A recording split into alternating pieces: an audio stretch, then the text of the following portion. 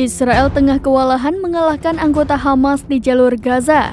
Zionis Israel sedang mempertimbangkan untuk mengaliri terowongan bawah tanah Hamas. Selama ini terowongan menjadi markas dan tempat persembunyian militan Palestina tersebut. Dikutip dari Wall Street Journal, pihak penjajah Yahudi telah membuat sistem pompa besar untuk mengalirkan air ke terowongan yang jumlahnya ribuan tersebut. Media itu mengutip dari pejabat Amerika Serikat yang tidak mau disebutkan namanya bahwa cara tersebut bisa menghancurkan dan mengusir pejuang dari perlindungan.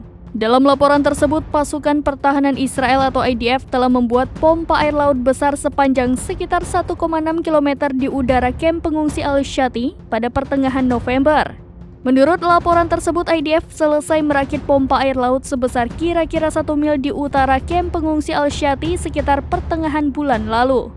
Masing-masing dari setidaknya 5 pompa dapat mengambil air dari Laut Mediterania dan memindahkan ribuan meter kubik air per jam ke dalam terowongan hingga membanjiri terowongan dalam beberapa minggu. Israel telah menyampaikan rencana tersebut kepada Amerika Serikat bulan lalu. Sejak saat itu kelayakan dan dampaknya kepada lingkungan masih diperdebatkan. Laporan tersebut mengatakan bahwa para pejabat Amerika Serikat percaya bahwa Israel belum membuat keputusan akhir untuk mengambil tindakan dan juga tidak mengesampingkan rencana tersebut.